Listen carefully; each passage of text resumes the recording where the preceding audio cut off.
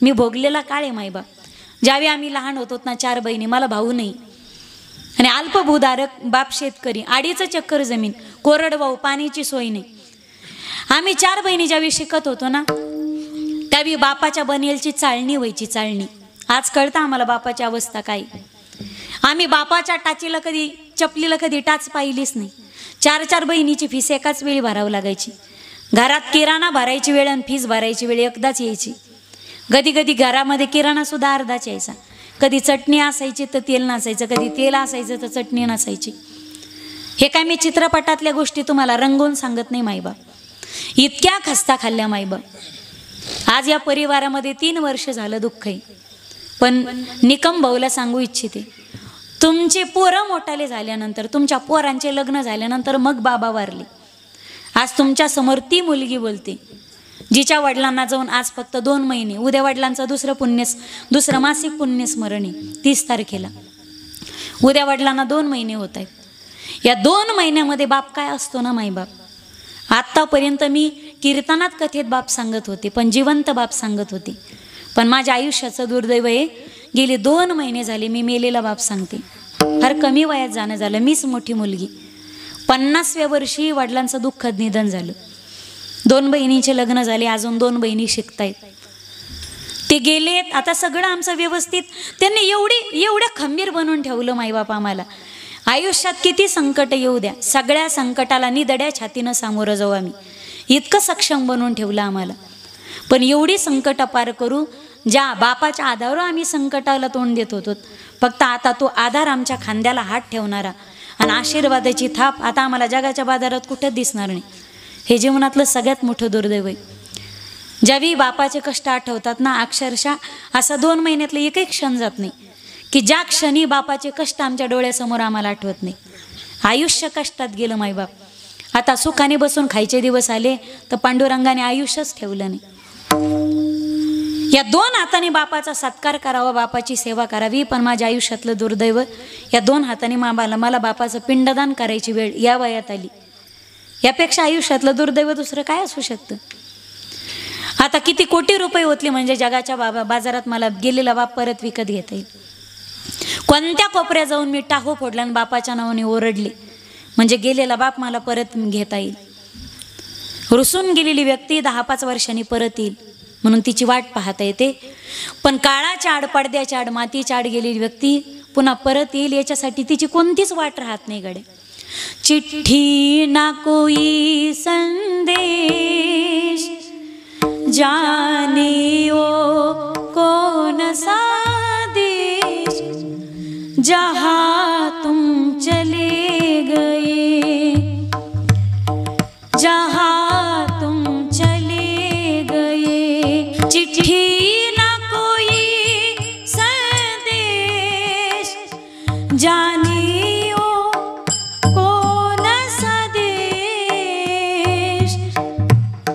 जहाँ तुम चले गए, जहाँ तुम चले गए. चिट्ठी ना कोई संदेश, जाने ओ कौन सा देश, जहाँ तुम चले गए, जहाँ तुम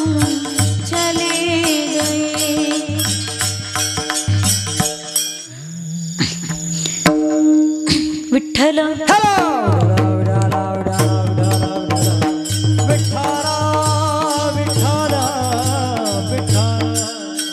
पहिली पंढरीची वारी मला माझ्या बापामुळे घडली. आज पंढरीच्या वाऱ्या केल्या तर पंढरीचा पांडुरंग मला विटेवरती पाहता येईल. पण अशा किती वाऱ्या करू आता की गेलेला पांडुरंग मला जगाच्या कुठल्या तरी कोपऱ्यात दिसेल. ही पहिली माळ माझ्या वडिलांनी घातली मायबाप. पहिली पंढरपूरची वारी मला माझ्या पांडुरंगामुळे घडली.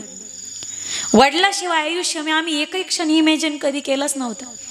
झोपेत धोंडासारखं टाकल्यासारखं झालं. बापाचं जाणं काय असतं ना मायबाप, हे ज्याचं जळतं ना त्याला कळतं भाऊ. परदुःख शीतळ असतं. वेदांत तोपर्यंत आहे, दुसऱ्याला सांगतात तोपर्यंत.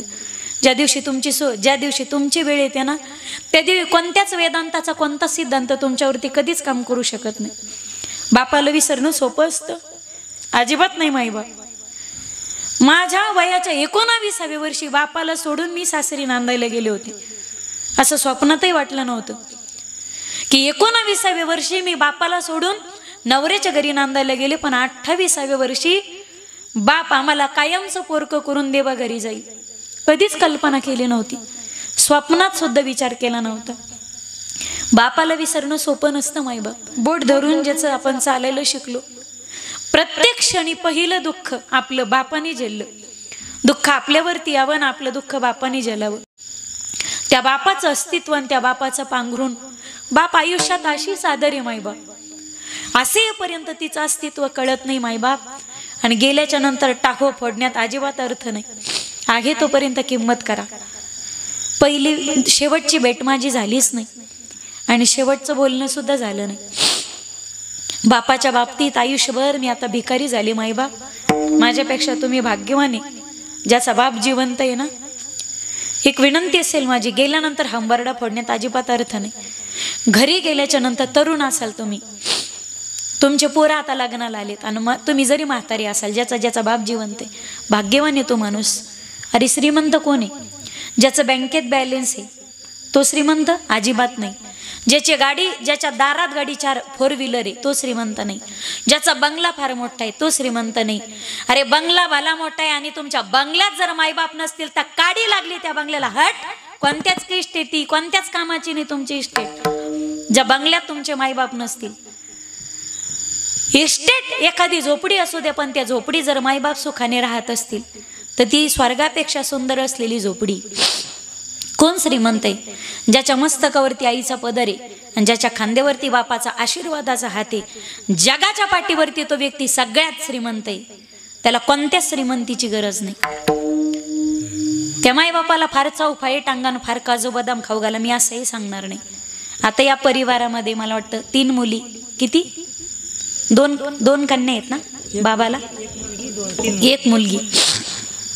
जावी बाबाची मुलगी आता दिवाळी येणारी आणि दिवाळी होऊन भाऊबीजेचा सण येणारी. गेली 2 वर्ष झाली, रक्षाबंधन झालं आणि भाऊबीज झाली. त्या ताईला माहेरी आल्याच्या नंतर सगळं जागेवर दिसतं. जनावरं गोठ्यात, गाडी गाडीच्या जागेवर, घर घराच्या जागेवर सगळे दिसतात. भाऊ दिसतात, भाऊजाई दिसतात, भाचे दिसतात, भाचे सुना दिसतील, आई दिसेल. आता एकच गोष्ट दिसणार नाही या परिवारात, म्हणजे गेलेला बाप. म्हातारपणापर्यंत मायबाप टिकावेत रे आपली. पण काय दुर्दैव असतं आपलं की अर्ध्या रस्त्यामध्ये मायबाप आपली साथ सोडून जातात आणि आयुष्यात मायबाप मेले ना ती पोकळी पण दुसऱ्या कोणीच भरून काढता येत नाही. बाप काय चुलता नसतो मायबाप, बाप इतर कोणी नसतो. बापाची जागा आयुष्यामध्ये दुसरं कोणीच घेऊ शकत नाही. आहे त्यांनी जतन करा. घरी गेल्याच्या नंतर एक कडकडून मिठी बापाला मारा. गेल्यानंतर तरसतात तुम्ही, बाप दिसत नाही. घरी गेल्याच्या नंतर उद्या सकाळी आंघोळ झाली की पहिलं दर्शन बापाचं करा आणि त्या बापाला कडकडून मिठी मारा. बाप म्हणायला आज काय याला येडं लागलंय का काय, काही कळच ना, सूर्य पश्चिम कडून उगाला, म्हणू द्या, बाप आहे तुमचा तो. पण बापाला एकदा कडकडून मिठी मारा गड्या माय बाप. न जाणे पुन्हा त्याला मिठी मारायचा योग आपल्या आयुष्यात कधी येतो ना येतो. माझी शेवटची भेट झाली नाही, शेवटचं बोलणं झालं नाही मायबाप. आणि हा पश्चाताप आयुष्यभर काळजात घेऊन मला फिरायचंय की भेट झालीच नाही. मला शेवटचं दर्शन सुद्धा जवळ जाऊन बापाचं करता आलं नाही. घर सोडताना मी दर्शन बापाचं करत होते, पण 14व्याच्या दिवशी बापाच्या फोटोचं दर्शन घेऊन मला घराच्या बाहेर पडावं लागलं. आयुष्यातलं सगळ्यात मोठं दुर्दैव आहे. वडील गेल्याच्या नंतर 8व्या दिवशी मी कीर्तनासाठी उभी राहिली. भाऊ नसल्यामुळे सगळं मला बापाचं मलाच करावं लागलं. आईला सावरावं लागलं, सगळ्या बहिणींना सावरावं लागलं. आणि 8व्या दिवशी कीर्तनासाठी उभी राहत असताना किती काळजावर दगड ठेवावा लागला ना हे माझी मलाच माहिती. जर तेव्हा मी उभी राहिले नसते तर कदाचित माझ्या बहिणी पुन्हा उभे राहिले असते की नाही हे मी सुद्धा सांगू शकत नाही. तरुण वयामध्ये बाप जाणं मायबाप, तरुण वयात घराचा आधार जाणं, हे दुःख ज्याच्यावरती येतं ना फक्त त्यालाच कळतं. आहे त्यांनी मायबाप सुखाचे सांभाळा रे माझ्या दादांनो. गेल्यानंतर पुण्यतिथ्या घालाच असं अजिबात अट्टहास नाही. लागतंय काय त्यांना? म्हातारी झाली तर आता जास्तीचं पचनही होत नाही त्यांना. सकाळी 1 चपाती 1 वाटी भाजी, संध्याकाळी 1 भाकर, 1 वाटी दूध, सकाळी 1 चहाचा कप, संध्याकाळी 1 चहाचा कप. महिन्या 2 महिन्यातून शुगर बीपीच्या गोळ्या तपासून आणा असतील चालू तर. आणि वर्ष 6 महिन्यातून धोतर, टोपी, रुमाल, शर्टाचं कापड, हिला 500चं लुगडे, एखादं चोळीचं कापड आणि एखादी हलकी चप्पल. या पलीकडे काय मायबापांनी सोनं मागितलंय आम्हाला? बायकोला दिवाळीला संक्रांतीला 5,000ची साडी घ्या, पण नवऱ्यानं आणलेली साडी बायकोला आवडली अशी बायको जगात जन्माला यायची अजून का? नवऱ्यानं आणलेली साडी पहा तुम्ही, कशी साडी आणा, हिची नक्कीच बरोबर नाही, हिचा कलरच चांगला नाही, हिची फॅशनच गेलेली, हलकी साडी घेऊन आणली. तुम्हाला दुकानदारानेच फशील आणि तुम्हाला तर काही बरोबर आहे ना? अशाच म्हणते, सगळ्याच्या म्हणतात ना, सगळ्याच्या. बाबा तुमची बी ना, सगळ्याची म्हणती ना. 5,000ची साडी आणा, पण 500 चुका बायको काढी ती. 500च्या लुगड्यामध्ये अजून जिला एकही चूक दिसली नाही. जगाच्या पाठीवरती ती फक्त आईच असू शकते. वाजवा टाळ्या, वाजवा, नाही तर बसल्या बसल्या झोपायचे तुम्ही. पोरांना दिवाळीला 15,000चे कपडे आणा, पण 15,000च्या कपड्यामध्ये पोरं नाव ठेवते, चुका काढीत. आपल्या बापाला एखादा हलक्यातला हलका 700-800 मध्ये ड्रेस शिवून आणा, धोतर, टोपी, रुमाल. म्हाताऱ्याला चालता येत नाही, पण कुठून शक्ती येते म्हाताऱ्यात? सकाळीच उठून आंघोळ करतं, अंगावर पोराने आणलेले कपडे घालतात बाबा, हातात काठी. मारुतीच्या मंदिरापर्यंत चालता येत नाही, पण 4 ठिकाणी उठत बसत जाते. काय बापाचं प्रेम आहे मायबाप, नाही कळत आपल्याला. मातीत जाऊस्तवर मंदिरात जातो बाप आणि 10 लोकांना सांगतो, रामभाऊ, शामभाऊ, सकाजी, भिकाजी, तुकाजी. पोरानं शर्ट शिवलाय, पोरानं कपडे घेतले, अरे उगाच गप्पा आणायच्या नसतात. अख्ख्या भावकीत कोणाचं पोरग नाही, पण पठ्ठ्याचं पोरग हिराचे जणू मारवून अशा पोराच्या पोटी जन्माला यावं. हे कौतुकाचे शब्द ज्याचे असतात ना, जगात त्याला बाप नावाचं अस्तित्व म्हणतात. बाप बाप गेल्यानंतर त्याचा 10x10चा फोटो जरी तुम्ही बैठकीत लावला, बाप असताना जो दबदबा असतो, तर गेल्यानंतर तो फोटोमध्ये राहत नाही. म्हणून आहे तोपर्यंत मायबापाची सेवा व्यवस्थित करणं ही प्रत्येक पुत्राची कर्तव्य आणि जबाबदारी. आणि मायबाप गेल्याच्या नंतर श्राद्धाधिक पिंडदानाधिक विधी करणं. पिंडापदावरी दिला आपुले करी, माझे झाले गयावर्जन, फिटले पितरांचे ऋण. सेवा प्रामाणिकपणे केली हीची विष्णूची महापूजा. दुसरं चरण, अनुभव नाही सत्य बोले मुखे, हीची विष्णूची महापूजा. दुःखवी अनेकांच्या दुःखे, हीची विष्णूची महापूजा.